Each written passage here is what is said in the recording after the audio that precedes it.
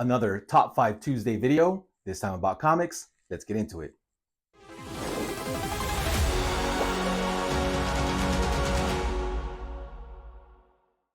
Hello, YouTube. Axioman here once again. And my Tuesday top 5, or top 5 videos in general, I want to get back to it. I had a lot of fun doing it, and there's so many top 5 categories that I can make videos about. Watching YouTube, even if it's in its infancy, I used to love watching top 10, top 25. I mean, this goes all the way back to VHS, VH1. I take that back. Scratch that. VH1 and a lot of other things. I always did top 10, top 25. I mean, that it goes even further back. I mean, to Wizard Magazine, top this and top that, which is why I love these videos. But in this specific video, we're going to do, as the thumbnail said and the description, we're going to do the top 5, my favorite independent standalone comic book stories. These are stories that the reason they're my favorite is, and I'm making this video, is because I hope that you guys go check them out because they're awesome. So let's go. As always, these are in no particular order. They are just my favorite top 5 stories. So as it pertains to independent comics, standalone stories, so you don't have to go out and buy a series of books, continue. No, these are just, sit down, you read them, beginning to end, done. But number 1 on that list is Kick-Ass. I know there's a movie. It was made with, I always forget the dude's name, but the guy that plays Quicksilver in the MCU. But the comic book itself, I remember seeing it on the shelves and thinking like, okay, well, this sounds kind of interesting. I had a blast reading this book, ladies and gents. It is hilarious. The movie does not do it justice. The movie's good. It's a solid film. Don't get me wrong, and I did like it. I liked it a lot, actually. But the comic book itself is hilarious. The movie doesn't even really capture the essence of how ridiculously stupid the concept is of becoming a superhero in the real world, and plus the character of Kick-Ass himself, when he's in the costume, when he's not, is just a funny kid. The movie changes a lot. It actually changes one of the most fundamental things of the story, which is why like that typical, the book is better than the movie. Yeah, in this case, it's like it cannot be more fitting, because when you change something so fundamental to the story itself, it's obviously going to have that effect. Go check that book out, Axioman Comic viewers. It's not only hilarious, but it's a great story. Number 2 on my list is a Mike Mignola, the obvious character, Hellboy. One of my favorite, if not my favorite, comic book character of all time. I'm a huge X-Men fan, as you guys can see in the back. But Hellboy is just, he's there. It's funny. I love the artwork. I love me some Mike Mignola art. The negative space, the black and whites that he uses, it's just amazing. But this specific book, particularly Hellboy in Mexico, is a standalone book. Do you need to know something about Hellboy? Sure, I guess in general, but that is a quick Google search, of who Hellboy is, and how he came in. If you haven't seen the movies, the first movie by Guillermo del Toro, Ron Perlman plays Hellboy. But Hellboy in Mexico is almost exactly what the title says. He tells a story about a time that he spent in Mexico of fighting Mexican demons and things like that. That's what he does. That's what Hellboy does, is he fights these witches and demons, folklore, fairy tale folklore, evil things around the world. The concept itself is so cool, just Hellboy in general. But Hellboy in Mexico is another hilarious story. There's a little bit of a trend on this list on my top 5. It's because it's I love being entertained, not just for the intensity, the action, but the comedy. And this book is hilarious. Imagine Hellboy hanging out with a bunch of luchadores, wrestling guys, and he's like drunk for almost the entire time that he's there. Yeah, like that. It's awesome. Number 3 on my list of independent, self-contained comic book stories is 30 Days of Night by Steve Niles. It's a horror book. Ladies and gents, I'm a big old wuss when it comes to horror. My wife loves the horror genre. It's just not my cup of tea. I'm it terrifies me. I mean, I think that's the point, right? That it's supposed to scare you. That's why it's called horror. But I totally get why some people get really into the genre, but it's just not my thing.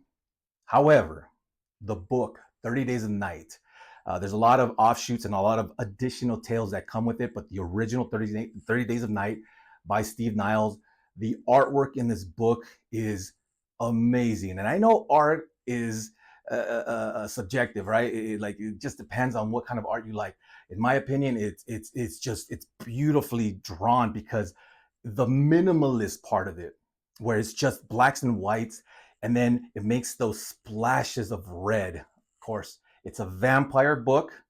Spoilers if you guys haven't seen the film or have heard anything about 30 Days of Night. It's a book about a town in Alaska where they actually do experience 30 days of night because of the way the earth, I think you guys will get the gist of it there. So what a perfect place to attack if you're a vampire, right? So not going to ruin the tale. Go out there and pick it up. Go to your local comic book store, and if they have it, buy it, read it. It's amazing. And then the artwork just gives you that nice, like, beautiful thing to look at while you're reading the story. The story in and of itself is just, it's unique and obvious and yet different. And sometimes you just want to see vampires being vampires, right? God, blood, and it is displayed beautifully on the pages of that book. Number 4 on my list is a book called Seconds by, I keep forgetting the name, so I wrote it down, Brian Lee O'Malley. If it's in my top 5, you'd think that I already know the name, but the thing is that I've never seen more work from this specific writer artist. But what I do know is my story of how I came across it. It just happened to be at my local comic shop, one of my local comic shops, and I just saw the artwork. It's almost a little childish. But what I started reading at the beginning of the book got me interested. I bought it just to take a chance on it.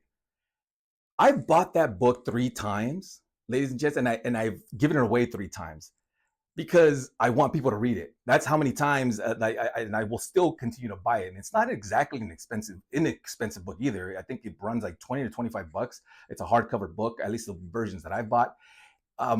And I'll continue to buy it and give it away because it's such a good book. I won't even get into it. If you've never heard of this book called Seconds, you guys need to check it out. It's a very interesting read.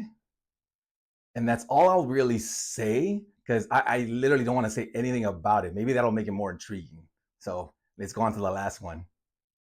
Number 1 on my list, or number 5, like I said, in no particular order. I'm just counting to the number 5 mark or to the number 1 mark, depending on how I go in the order, is TMNT, a more mainstream, kind of known IP, right? The Teenage Mutant Ninja Turtles. But in this case, in this independent, self-contained story case, The Last Ronin. This book has made the rounds. If you're in the genre of pop culture, or if you like the Turtles, you know about this book, The Last Ronin. It's an independent story, and it's from the perspective of a little bit into the future of the Turtles in general. Another book that I can't say too much about because it would just be giving, any little thing would be giving too much away, in my opinion. This book blew my mind, as it has the comic reading community. Everyone was shocked how good this book was and how it still captures the lore of the Teenage Mutant Ninja Turtles. I mean, the Turtles have been published and written by Image Comics, IDW. I mean, they've been around different publishers. So they're not new to the genre, obviously. the comic books have been around for quite some time, since the 80s. But The Last Ronin, it was almost like this cool, like when you don't think you could do anything else with a character or these characters, all you need is a creative mind to come in and just hold my beer, or in this case, hold my pizza slice. Turtle power, ladies and gents. That book is worth the read. It's amazing. It's heartbreaking. It's uplifting. It's just, it packs a punch. Of course it should, right? They're Ninja Turtles. But that was it for this top 5 list. Please, if you like my videos, hit that like button. Please subscribe to my channel. And more important than anything else, thank you guys so much for watching. I'm going to continue doing these videos because I'm having a great time doing these top 5. And I did a few and I fell off, but now I'm going to come back to them. And I plan to drop these every Tuesday for the considerable future. Trying to put myself on a little bit more of a stricter schedule as it pertains to dropping content, especially for things like this that I love, right? And on that note, what do I always say at the end of my videos? Collect what you love what you collect. I'll see you guys in the next one.